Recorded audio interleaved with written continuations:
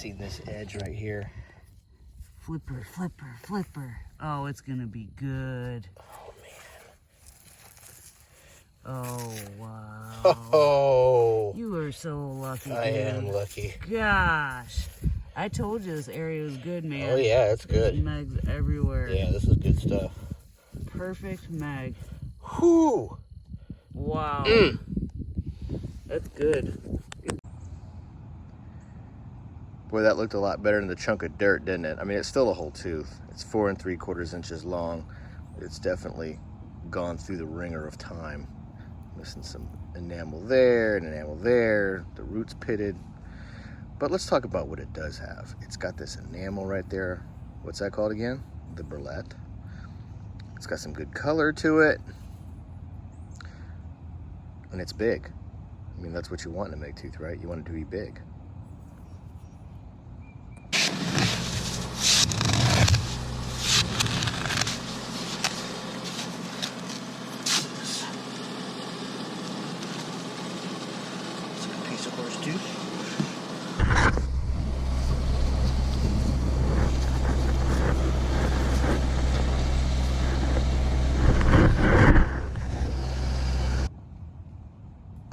Why do they have to eat? I mean, it's still 2 3/8 inches long, and it's still really nice, but if it didn't have that tip ding, this thing would be one of the best Angies from that site. Oh my goodness. Look at that thing. Look at that burlette. It's just jet black, and it's beautiful. Serrations are so sharp. The root is great. Got some good color patterns in it. That is a superhero, except for the tip. Oh, look at that killer horse tooth.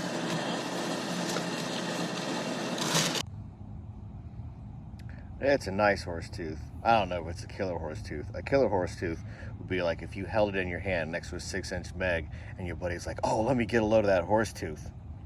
This is not that horse tooth. It's still pretty good. It's got the whole chewing surface there. It's got the little roots on the end. Very nice tooth. I might have one. Oh man, that's pretty close. Meg tooth, 4 1/4 inches long. Definitely got some damage. I struggled with this one, y'all. Tossed and turned, laid awake at night. Like, does this one really count? It's got so much damage to it, but in the end, I decided that it did, because it, you know, if you hold it way back there, it looks like a whole tooth. So if we micromanage, we look really close at it, we can pick it apart, but that's not what this channel is about. We are about the teeth.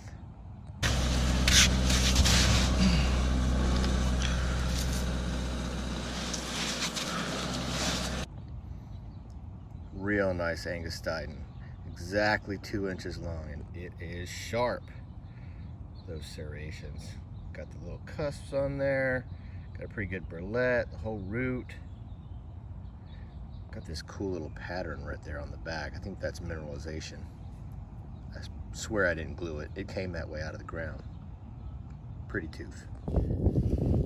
Surprisingly good tooth from junk layer. That retroflexus. Oh my gosh, y'all, this mako, oh my gosh, this mako, y'all, oh my gosh, is so bad. Look at how sharp that thing is. It's so killer.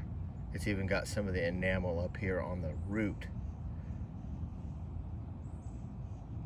That's a Isurus retroflexus, and it is one of the best ones ever.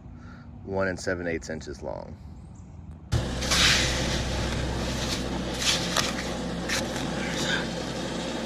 Tooth, first sign of life in a while.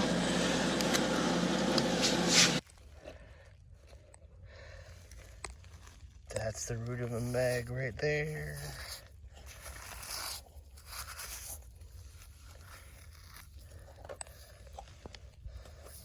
That's not bad at all. Nice little meg tooth, right at 3 inches long. It's got the whole shape, got all the enamel. Kind of a golden color to it a little bit, maybe. I don't know if you can see that in the video, but if you look at it in really bright light, it's got this goldish, yellowish brown tinge to it. It's a pretty tooth.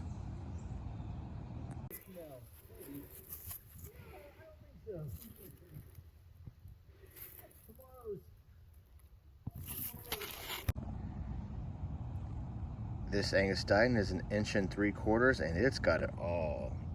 That is a great looking tooth.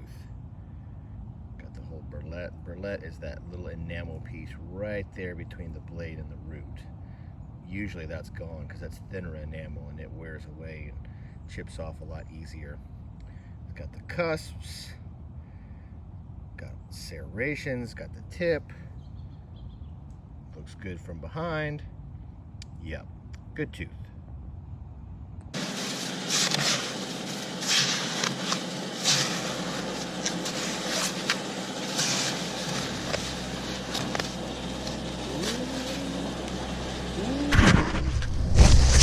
There.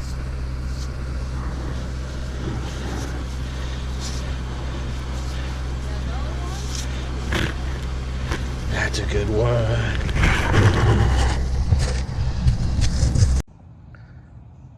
This is a really clean Meg tooth. It's 3 3/4 inches long, and it's just perfectly evenly worn by the sand all over, about the same consistency. Just a really attractive tooth. I really like that one. I love the color.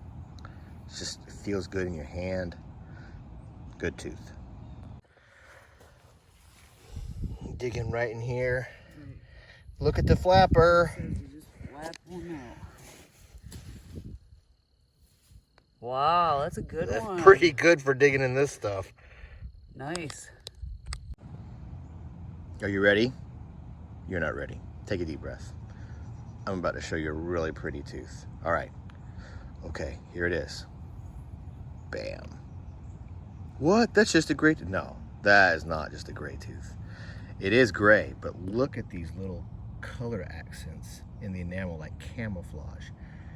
That comes from minerals seeping through the water over eons. So like thousands, tens of thousands, hundreds of thousands of years, mineral comes in through the groundwater and just it gets absorbed into the tooth to make these color patterns.